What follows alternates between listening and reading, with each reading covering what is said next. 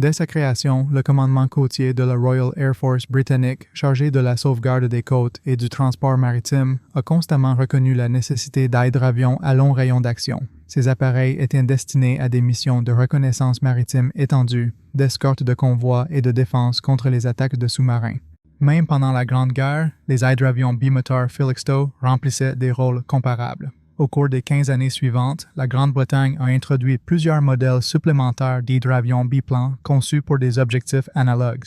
Le dernier modèle parmi ceux-ci fut le Short Singapore Toray, introduit en 1933. Cependant, tous ces appareils devinrent rapidement obsolètes et le modèle Singapore ne fit pas exception.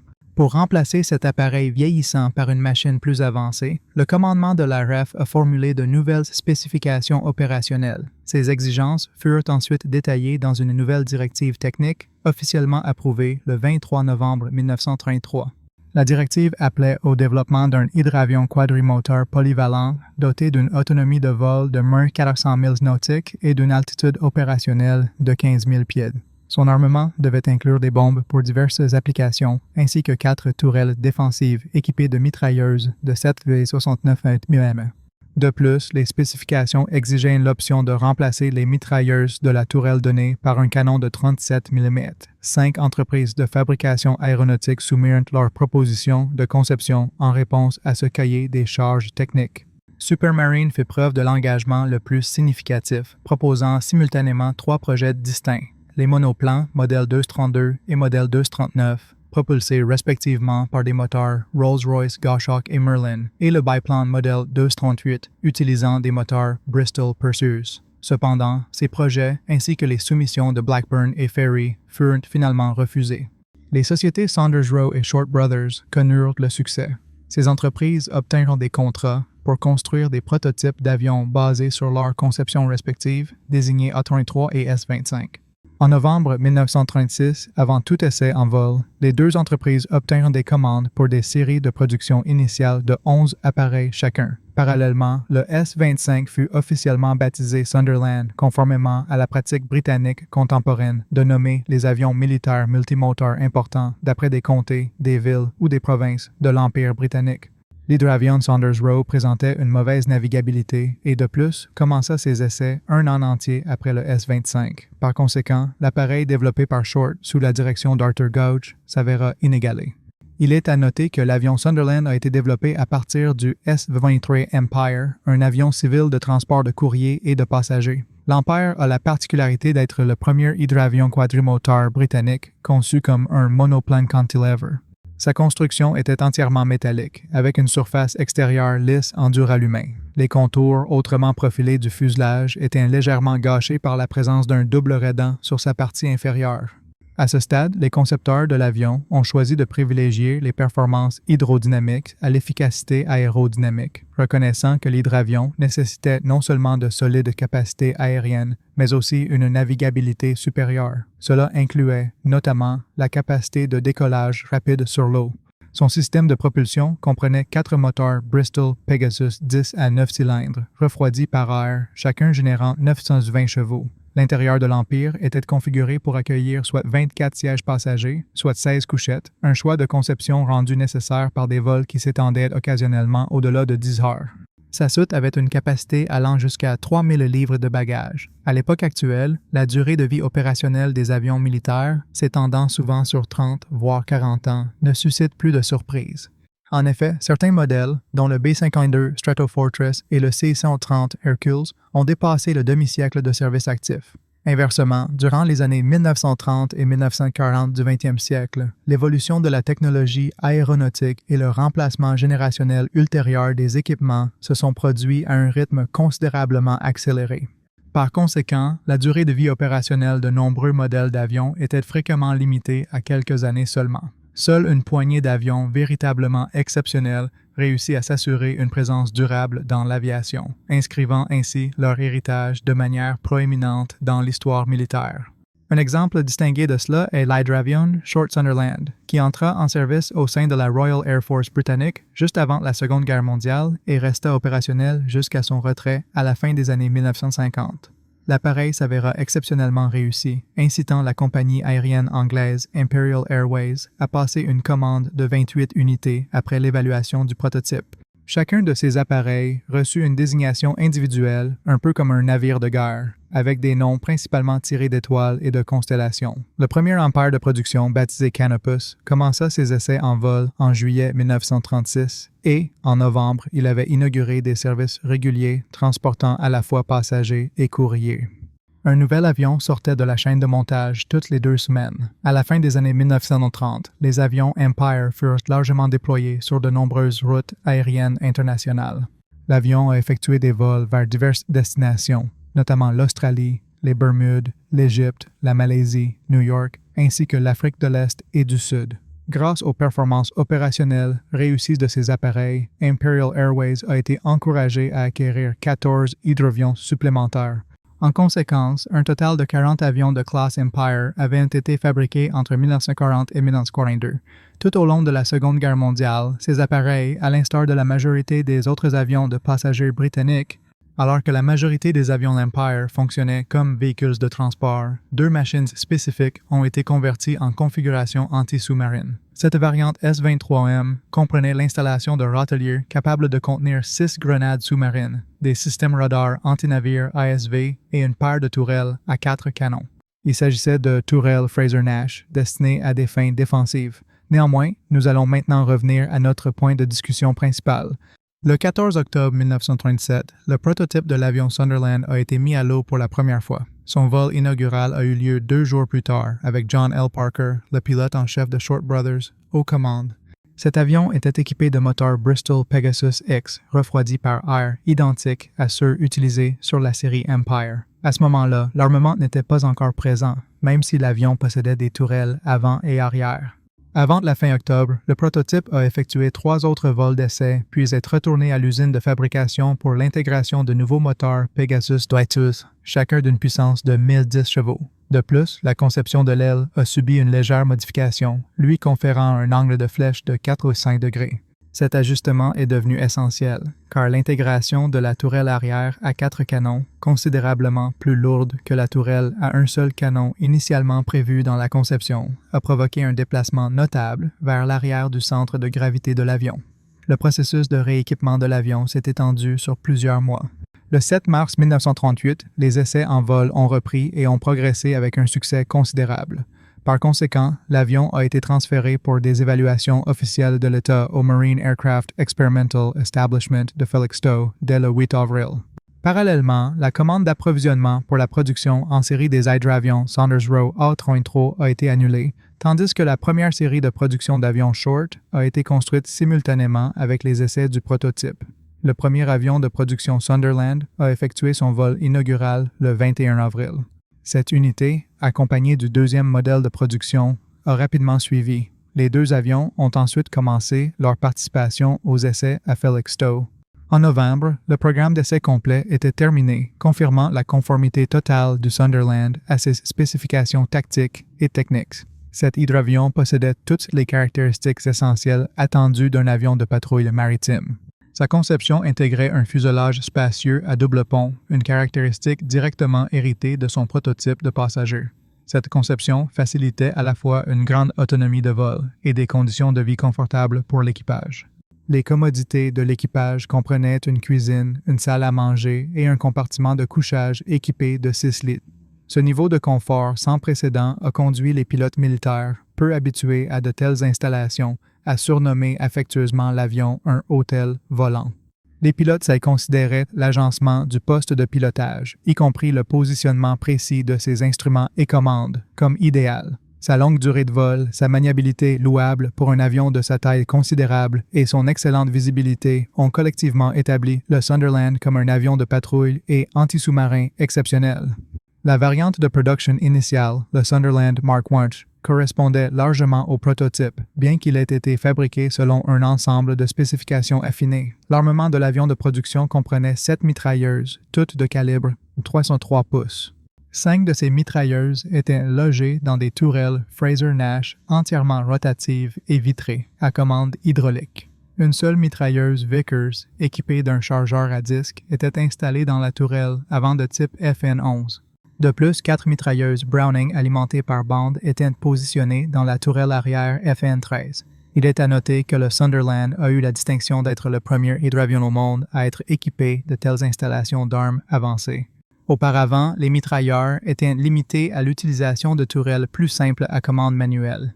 2 mitrailleuses Vickers-K supplémentaires ont été montées sur des installations pivotantes à l'intérieur de blisters semi-ouvertes situées sur le toit du fuselage, positionnées derrière l'aile. Ce changement a été introduit pendant la phase de production en cours. La mitrailleuse Vickers unique dans la tourelle donnée a ensuite été remplacée par une paire de mitrailleuses Browning, nettement plus efficaces. Une caractéristique distinctive de cet avion était sa tourelle avant, conçue pour se rétracter le long de rails internes du fuselage. Simultanément, une plateforme compacte et râlée fut intégrée à la proue du navire, facilitant les opérations d'amarrage. Malgré la taille considérable et le poids au décollage significatif du Sunderland, sa capacité d'emport de bombes s'est avérée plutôt limitée. La soute à bombes internes de l'avion pouvait contenir un maximum de 2000 livres d'armement. Pour préserver l'étanchéité et la robustesse structurelle de la coque, les ingénieurs ont conçu une méthode innovante évitant les ouvertures conventionnelles de soute à bombes sous le ventre de l'hydravion. L'armement était déployé via un système d'entraînement électrique s'étendant sur des racks spécialisés à travers des trappes latérales du fuselage, positionnées sous l'aile avant d'être largués. Par la suite, ces racks étaient rétractés dans l'avion. L'éventail des armements comprenait des bombes aériennes explosives de 500 livres, ainsi que des grenades sous-marines disponibles en 2 poids distincts, 100 livres et 250 livres. Il est à noter que les grenades sous-marines britanniques développées avant la guerre se sont avérées largement inefficaces contre les U-boots allemandes. Cette lacune fut comblée uniquement par l'introduction, début 1943, des grenades sous-marines Mark V de 250 livres qui contenaient du Torpex, un composé explosif supérieur en puissance au TNT. L'équipage typique du Sunderland Mark I comprenait 7 personnes, 2 pilotes, un navigateur, un opérateur radio, un mécanicien navigant, un bombardier qui gérait simultanément la tourelle avant et un mitrailleur pour la tourelle arrière. Cependant, l'espace du fuselage permettait facilement l'inclusion d'un équipage de relève. L'avion conservait les mêmes moteurs Pegasus 22 que son prototype. Un total de 429 avions Sunderland de la variante initiale furent fabriqués.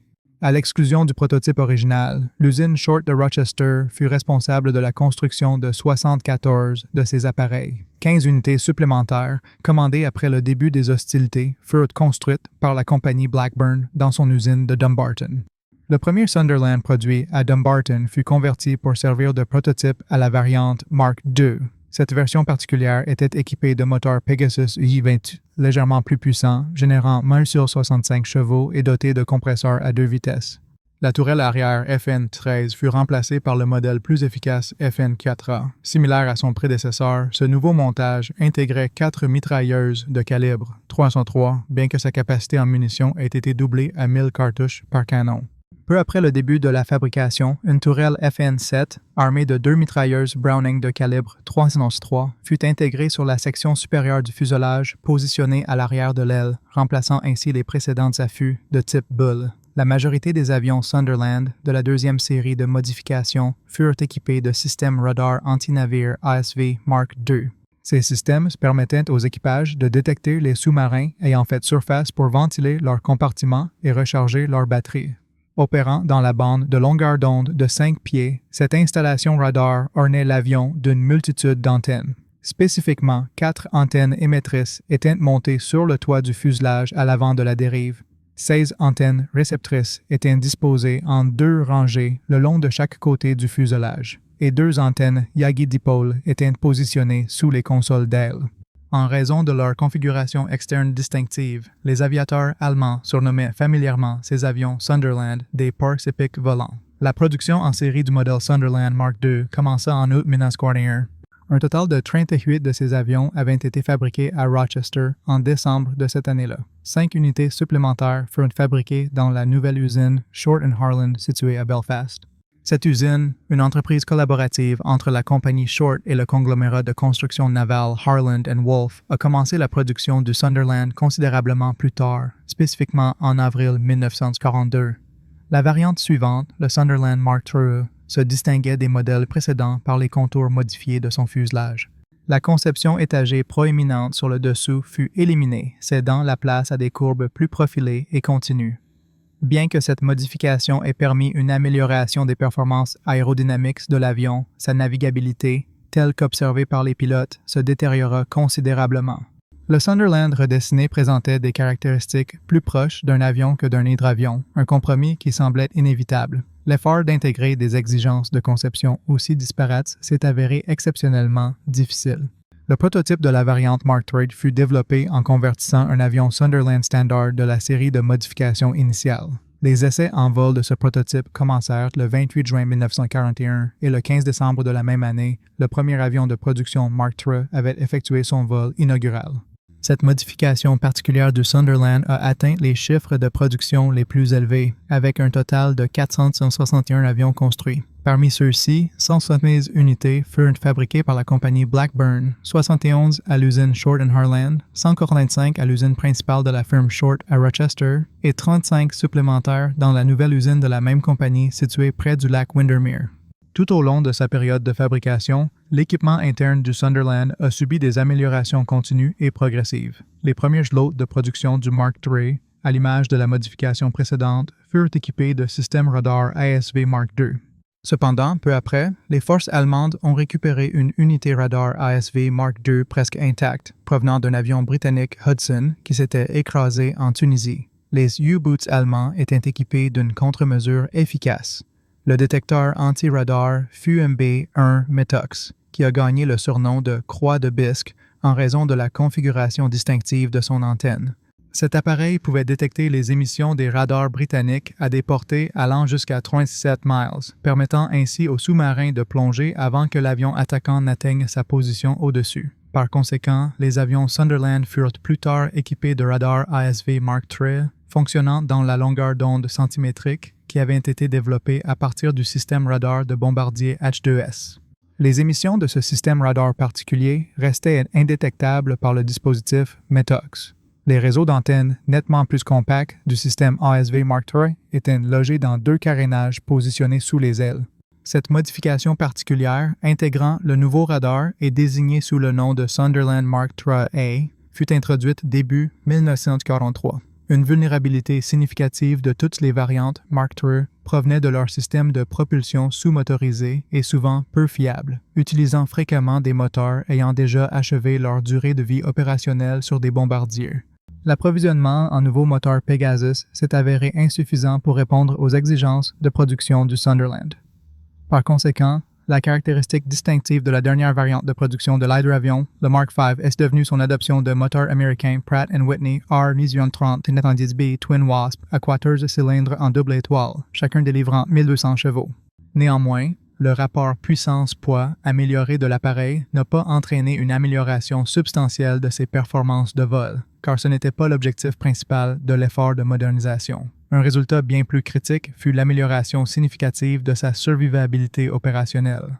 La variante Mark V a acquis la capacité de maintenir le vol sans perte d'altitude, même si 2 moteurs sur une seule aile devenaient inopérants. Conformément à la pratique établie, 2 avions Sunderland Mark III ont été réaffectés et utilisés comme prototypes après avoir subi les modifications nécessaires. Ces avions particuliers ont commencé leur phase de test en mars et mai 1944, respectivement, la production à grande échelle du Mark V débutant vers la fin de cette année-là. Les modèles de production du Mark V se distinguaient de leurs homologues prototypes principalement par l'incorporation de nouveaux systèmes radar ASV Mark IV. De plus, en raison d'une probabilité diminuée d'engager des adversaires aériens, les tourelles supérieures étaient fréquemment omises de ces avions. Cependant, l'armement avant fut considérablement renforcé par l'ajout de 4 mitrailleuses fixes de calibre 303 pouces complétant la tourelle existante. Naturellement, cette amélioration ne transforma pas le Sunderland en un avion d'attaque dédié. Néanmoins, il possédait désormais la capacité d'engager un sous-marin ciblé avec des tirs de mitrailleuses, en plus de déployer des bombes. La fabrication du modèle Mark V a persisté à l'usine de Rochester jusqu'en septembre 1945. La production s'est étendue à Dumbarton jusqu'en novembre et à Belfast jusqu'en juin 1946. Un total de 154 avions de cette variante particulière ont été fabriqués, 47 unités chacun à Rochester et Belfast et 60 à Dumbarton. Après la cessation des hostilités, les demandes d'approvisionnement pour 93 unités supplémentaires ont été annulées. Curieusement, à Belfast, un certain nombre d'avions Sunderland incomplets ont été délibérément immergés dans l'océan, une décision inhabituelle compte tenu du coût élevé du duralumin de qualité aéronautique.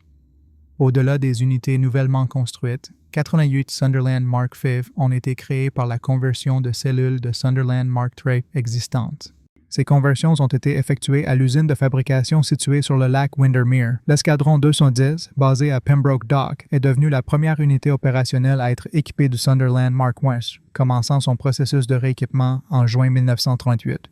Cependant, l'accent stratégique initial fut mis sur l'Extrême-Orient, ce qui a conduit l'escadron 230, situé à Selyabeer, à devenir la première unité entièrement équipée de cette variante d'avion particulière. De plus, le Sunderland Mark I a également équipé les escadrons 204 et 228. Au 1er septembre 1939, les unités opérationnelles du Coastal Command enregistraient un total de 40 avions Sunderland. Un escadron opérant ce modèle d'avion était officiellement autorisé à comprendre 9 machines.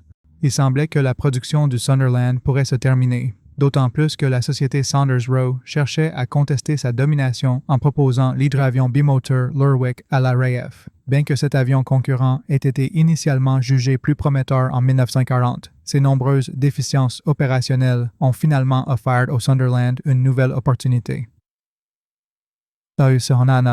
La variante Mark II a commencé ses livraisons à l'automne 1941, suivie par le Mark III au début de 1942. L'engagement opérationnel du Sunderland dans la guerre a commencé le 3 septembre 1939, lorsque les équipages de l'escadron 210 ont entrepris leur première mission de patrouille.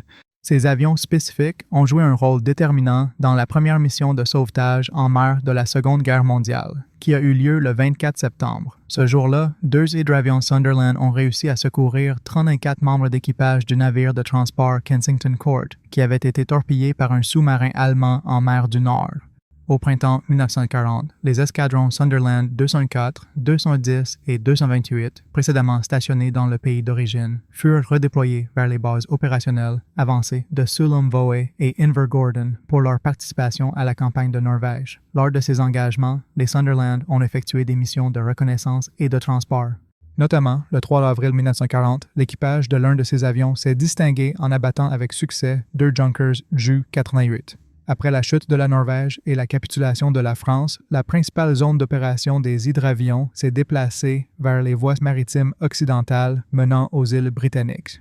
Les hydravions Sunderland, opérant depuis des bases telles que Mountbatten, Pembroke Dock, Stranraer, Loch Ewe, Oban, Bowmore, Poole et Sullom-Voe, ont effectué des patrouilles dans ces eaux tout au long de la bataille de l'Atlantique. Par la suite, ces hydravions ont été stationnés à Reykjavik et Gibraltar. L'expansion considérable des zones d'opération de combat a rendu nécessaire la création de nouvelles unités. Après le déclenchement de la guerre, le 10e escadron australien est devenu la première unité à être équipée d'hydravions Sunderland. Initialement, il était prévu que cet escadron soit envoyé en Australie après sa reconversion, mais il est finalement resté dans le pays, opérant depuis la base de Mountbatten jusqu'à sa dissolution en octobre 1945. Début 1940, le 201e escadron fut équipé de ces nouveaux appareils, le 95e escadron les recevant par la suite. En juin 1940, le 228e escadron fut déployé depuis le pays et le 230e escadron depuis l'Extrême-Orient. Ces unités furent redéployées à Alexandrie pour protéger les voies de communication entre Gibraltar et Suez, menacées après l'entrée en guerre de l'Italie.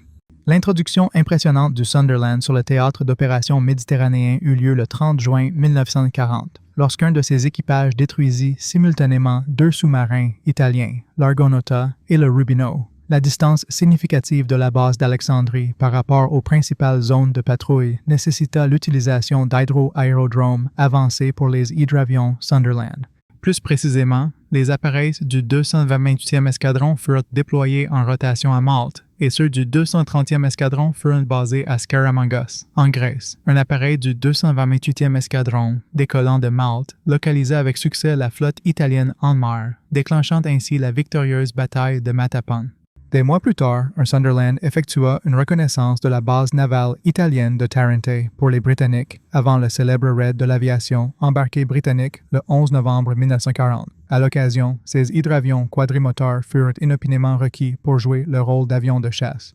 Par exemple, le 17 septembre 1940, un appareil du 228e escadron abattit avec succès un hydravion italien Kant Z-501. Le 212e escadron, basé à Gibraltar, devint la troisième unité aérienne à utiliser des Sunderland sur le théâtre d'opérations méditerranéennes. Son accomplissement le plus significatif fut le naufrage du sous-marin italien Alabastro le 14 septembre 1942. En avril et mai 1941, la mission principale des Sunderland méditerranéens passa au transport de passagers, impliquant l'évacuation des troupes britanniques et grecques, d'abord de la Grèce continentale, puis de la Crète. Dans la majorité des cas, ces hydravions furent contraints d'opérer avec une charge excessive. Le 25 avril 1941, un vol record vit un appareil piloté par le Flight Lieutenant Lemon transporteur 82 personnes depuis la baie de Kalamata, en plus de ses 10 membres d'équipage. Un autre hydravion Sunderland transporta la famille royale grecque à Alexandrie. Le rôle crucial du Sunderland dans ces opérations est souligné par les statistiques suivantes.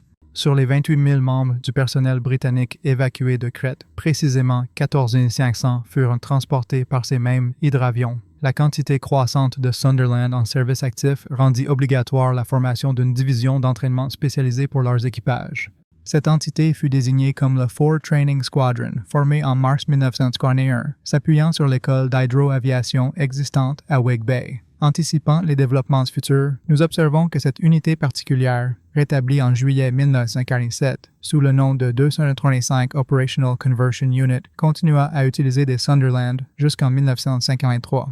En 1941, les hydravions Sunderland commencèrent leur mission de patrouille au-dessus de l'océan Atlantique central et méridional. Au début, les escadrons 214 et 95, ayant été redéployés du continent, menèrent leurs opérations dans cette zone. Par la suite, l'escadron 270 augmenta leur présence, ainsi que plusieurs contingents alliés. Ceux-ci comprenaient le 343e escadron de la France libre et le 490e escadron de Nouvelle-Zélande. Les hydravions opéraient depuis des hydro-aérodromes situés à Apapa, Bathurst et Freetown. Un danger distinct pour les hydravions provenait des avions de chasse du gouvernement collaborationniste français de Vichy. En septembre 1941, des chasseurs Mohawk de Vichy, déployés au Sénégal, tentèrent à plusieurs reprises d'intercepter des hydravions Sunderland, mais les avions attaquants ne parvinrent pas à atteindre leur objectif. L'équipage d'un hydravion Sunderland, le 29 septembre 1941, démontra la formidable capacité de son armement défensif, abattant avec succès 2 des 4 avions de chasse qui tentèrent de l'engager. Après que le Sénégal soit passé sous contrôle gaulliste, Dakar devint par la suite la base principale des hydravions Sunderland. Un record unique pour un hydravion Sunderland fut réalisé dans cette zone lors d'une manœuvre de décollage effectuée en pleine mer. Un appareil en particulier embarqua avec succès 56 membres d'équipage d'un navire de transport qui avait coulé. La distance de décollage pour l'hydravion, considérablement surchargée, s'étendit sur 5 miles. Il est important de mentionner que, selon les directives officielles, le Sunderland n'était pas autorisé à atterrir ou à décoller en pleine mer, mais exclusivement dans des zones d'eau protégées. En 1942, le Coastal Command équipa 5 escadrons supplémentaires d'avions Sunderland, les 119e et 246e britanniques, les 422e et 423e canadiens et le 461e australien. Bien que le Sunderland ait effectué diverses missions, son rôle principal a toujours été de combattre les U-boots allemandes. Un avion Sunderland a mené la première attaque réussie contre un sous-marin le 30 janvier 1940. Un appareil du 228e escadron a endommagé l'U-55 dans la Manche, un sous-marin précédemment ciblé par des navires de surface britanniques et français et contraint de faire surface. Par conséquent, l'U-boot s'est échoué sur le fond marin. Le 10e escadron australien a remporté son premier succès contre un sous-marin le 1er juillet 1940. L'U-26, ayant subi des dommages la veille suite à des grenades sous-marines larguées par le sloop Gladiolus, a été localisé en surface au large de la côte sud-ouest de l'Irlande par un équipage de Sunderland dirigé par le Flight Lieutenant Gibson. Une salve de 4 bombes de 500 livres a suffi à contraindre l'équipage à évacuer l'U-boot en train de couler.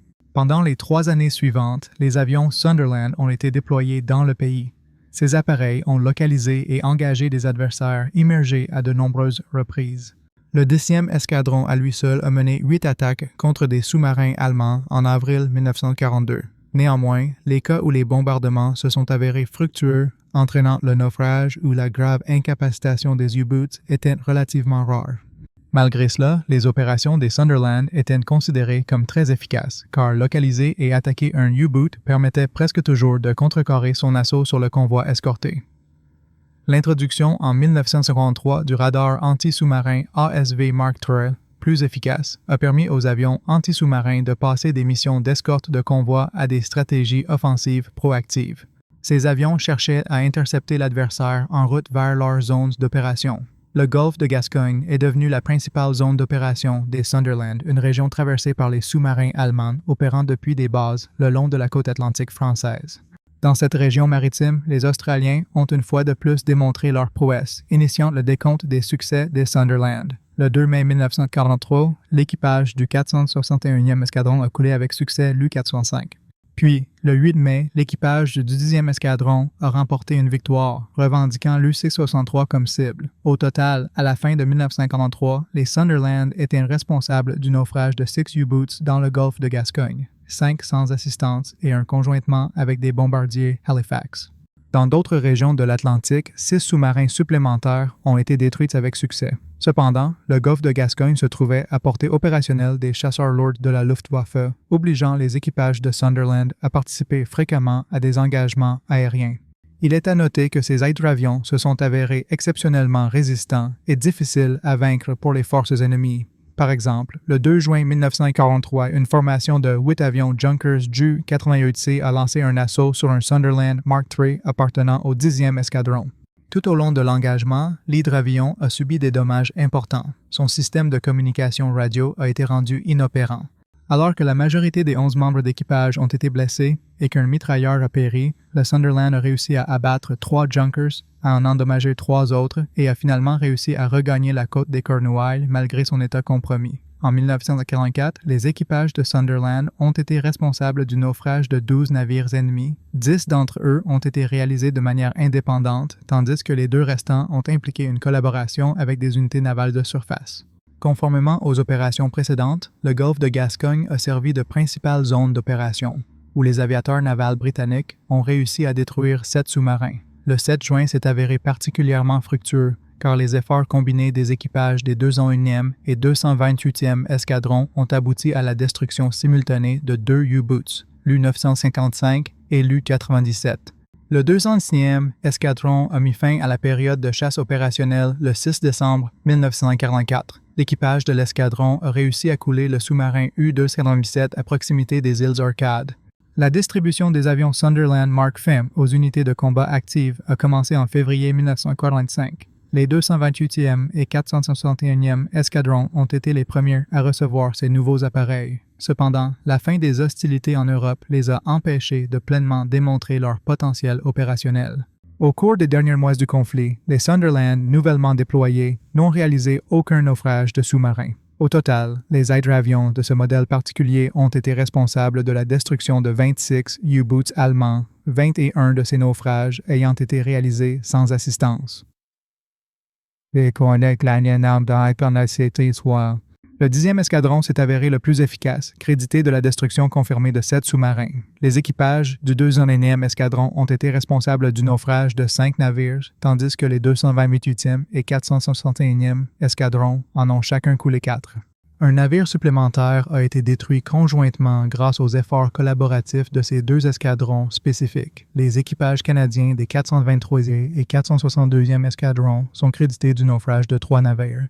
Un avion Sunderland du 330e escadron norvégien opérant aux côtés de navires de surface a réussi à couler un sous-marin. Finalement, même le 4e escadron d'entraînement a réussi à remporter une seule victoire après la fin de la Seconde Guerre mondiale. Fin 1946, la majorité des escadrons de Sunderland avaient été dissous. Le Coastal Command et les forces basées au pays n'opéraient ces hydravions qu'à travers 3 unités, les escadrons 211 et 230, et la 4e unité de conversion opérationnelle, toutes stationnées à Cowes. De plus, 3 autres escadrons furent intégrés à la Far East Air Force. Plus précisément, l'escadron 205 maintenait sa base à Kogala, Ceylon, l'escadron 209 était situé à Singapour, et le 88e escadron, récemment formé, opérait depuis Hong Kong. La réduction globale de la flotte aérienne a entraîné sa standardisation. Seuls les avions du Mark V, la modification ultime, ont continué à servir au sein de la Royal Air Force. Par la suite, sa désignation fut modifiée en JR Mark V, puis il fut finalement reclassé en MR Mark V. Le pont aérien de Berlin marqua la première opération d'après-guerre au cours de laquelle les avions Sunderland se distinguèrent notablement. À partir du 5 juillet 1948, les hydravions des escadrons 201 et 230 furent redéployés à Hambourg, où ils transportèrent des vivres essentiels à Berlin-Ouest, alors bloqués par les forces soviétiques, en atterrissant sur le lac Havelsee. Au 15 décembre, lorsque le lac Havelsee devint finalement impraticable à cause de la glace, les avions Sunderland avaient livré avec succès plus de 4 à 900 tonnes de cargaison à Berlin. Lors de leur voyage de retour, les hydravions évacuèrent 100 enfants de Berlin et transportèrent également des marchandises commerciales comprenant des produits d'entreprises berlinoises. À partir de juin 1948, les hydravions des escadrons 205 et 209 s'engagèrent dans des opérations anti-insurrectionnelles en Malaisie. Initialement, ces avions servaient de bombardiers, avec une configuration typique transportant 112 bombes à fragmentation de 20 livres. Les opérations de bombardement étaient exécutées depuis des altitudes moyennes, allant de 6500 à 8200 pieds. Les fusées des bombes étaient conçues pour assurer une détonation à une hauteur de 50 à 65 pieds au-dessus du sol, élargissant ainsi le rayon de destruction. Suite au déploiement de bombardiers Lincoln en Malaisie, les équipages des escadrons 205 et 209 ont réorienté leurs efforts vers la patrouille des eaux côtières, cherchant à intercepter les embarcations qui approvisionnaient les partisans. Le 21 avril 1949, le 88e escadron basé à Hong Kong s'est particulièrement distingué. À cette date, la frégate britannique Amethyst, endommagée par des tirs d'artillerie des forces communistes chinoises, s'est échouée sur le fleuve Yangtze. Il est important de rappeler qu'une guerre civile était alors en cours en Chine, au cours de laquelle les États-Unis et la Grande-Bretagne apportaient leur soutien aux forces anticommunistes. Sous le feu ennemi, 2 avions Sunderland ont transporté un médecin, une équipe d'intervention d'urgence et des pièces de rechange vitales à l'Amethyst. Grâce à cette action, le navire et son personnel ont été secourus. Par la suite, des avions du 88e escadron ont participé à l'évacuation de citoyens britanniques de Shanghai, une ville alors menacée d'être capturée par les forces communistes. Les 3 escadrons de Sunderland de la Far East Air Force, le 88, le 205 et le 209, ont tous pris part à la guerre de Corée, se distinguant comme les seules unités de la Royal Air Force à être déployées dans ce conflit. Les avions de ces escadrons étaient périodiquement déployés à la base aérienne d'Atsugi au Japon, opérant selon un calendrier de rotation. Opérant depuis cette base, les avions Sunderland effectuaient des missions de recherche et de sauvetage, volant continuellement jour et nuit, quelles que soient les conditions météorologiques. Le 1er janvier 1955, les escadrons 205 et 209 furent fusionnés, formant une nouvelle unité connue sous le nom d'escadron 209. Parallèlement, les escadrons 201 et 230, basés au pays, participaient à des activités non militaires, notamment en apportant leur soutien à l'expédition britannique au nord du Groenland, qui mena des opérations sur l'île de juillet 1951 à août 1954. L'escadron 230, la dernière unité de Sunderland à être basée directement en Grande-Bretagne, fut désactivé le 31 juillet 1957, l'escadron 205 d'Extrême-Orient. L'escadron 209 a poursuivi ses opérations en tant qu'unité d'hydravion pendant une brève période supplémentaire, effectuant son dernier vol le 20 mai 1959, ce qui marqua la fin de 21 ans de service des Sunderland au sein de la Royal Air Force. Comme indiqué précédemment, divers escadrons étrangers, bien qu'intégrés à la Royal Air Force, utilisaient des avions Sunderland dans leurs missions.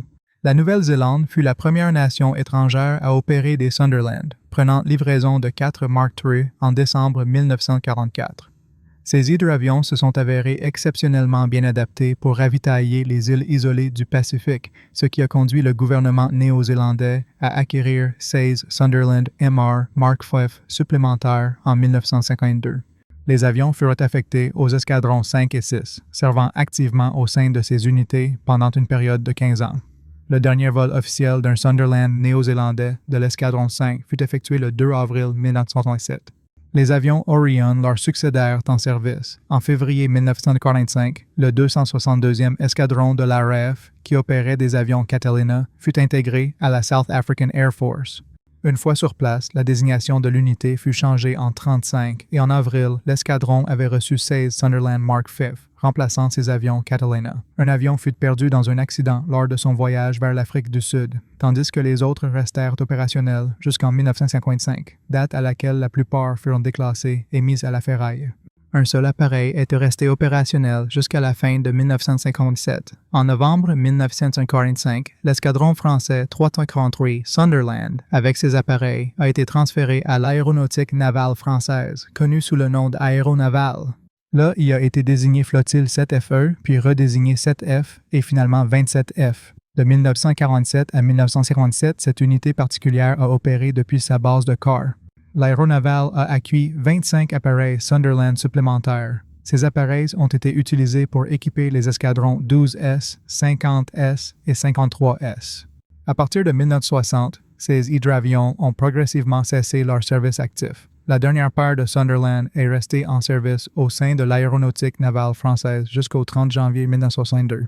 BOAC, la célèbre compagnie aérienne, est devenue le premier opérateur civil des appareils Sunderland déclassés. En décembre 1942, cette compagnie, qui avait fourni des services de transport à l'armée britannique pendant la Seconde Guerre mondiale, a loué 6 hydravions Mark III nouvellement fabriqués.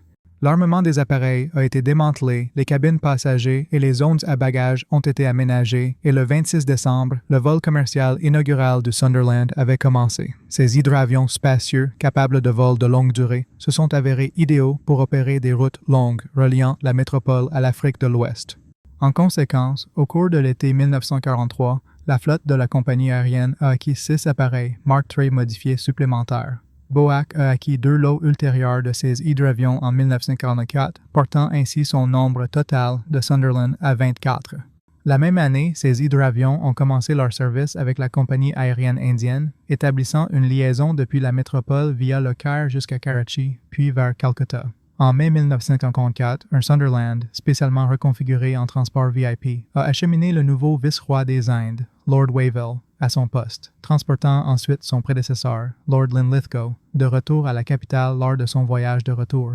Pendant la période de guerre, 2 Sunderland civils ont été perdus dans des accidents aériens, tandis que les appareils restants ont continué leur service avec BOAC, même après-guerre. Ces appareils ont subi d'importantes révisions, après quoi ils ont reçu la nouvelle désignation, HITHA. Ces appareils particuliers comportaient une cabine confortable à double pont, pouvant accueillir 24 passagers avec un buffet ainsi qu'une soute capable de transporter 600 livres de fret. Un seul de ces appareils a subi une modification structurelle importante, intégrant une section de nez altérée. L'hydravion Sandringham 1, identifié par son immatriculation civile DAG-KX, a servi de modèle fondamental pour de nombreuses conversions ultérieures, toutes partageant la désignation Sandringham, mais possédant des numéros de série distincts. Fin 1945, l'Argentine avait déjà acheté 5 appareils, spécifiquement des variantes des modifications Sandringham 2 et Sandringham 3. Tasman Empire Airways, une compagnie aérienne néo-zélandaise, a acquis un quatuor de modèle Sandringham 4. BOAC a également modernisé sa flotte, louant 9 appareils Sandringham 5 en 1947, puis, l'année suivante, 3 appareils supplémentaires de la 7e modification. La compagnie aérienne norvégienne DNL exploitait des hydravions Sandringham 6 au sein de sa flotte. De plus, divers transporteurs aériens exploitaient également des appareils Sandringham Standard sur 100 sections de nez modifiées. 2 appareils Sandringham Mark V de ce type ont été vendus à une compagnie aérienne argentine, un autre appareil de ce type et 2 modèles Mark III allant à un transporteur uruguayen. Un certain nombre de Sunderland ont été acquis par des compagnies aériennes australiennes, y compris BOAC, qui, en plus de ses appareils Hythe et Sandringham, a également reçu le Solent, la variante civile du Seaford. Ces appareils étaient utilisés sur des routes reliant la Grande-Bretagne à l'Afrique du Sud, l'Australie, la Nouvelle-Zélande, Hong Kong, le Japon, l'Inde et le Pakistan. Les modèles Hythe, aux côtés des Sunderland militaires, ont participé au pont aérien de Berlin, mais ont été progressivement remplacés par des avions de passagers plus rapides de nouvelle génération, dotés d'un train d'atterrissage à roues. BOAC a officiellement mis fin à ses opérations d'hydravion sur les routes régulières le 10 novembre 1950. Plus précisément, 10 de ces Hythes, plusieurs Solent et le Sandringham original. Ceux-ci ont ensuite été acquis par la compagnie aérienne britannique Aquila Airways, qui a continué à exploiter ces hydravions pendant plusieurs années. Le dernier appareil Sandringham 1 a été officiellement retiré du service en 1956. Les Sunderland Civils ont continué leur service pendant une durée significativement plus longue dans d'autres nations, notamment l'Argentine. Ces appareils ont transporté des passagers et du courrier jusqu'en 1967. Le record de longévité opérationnelle est détenu par un ancien hydravion australien qui a continué à opérer en Polynésie française jusqu'en 1970.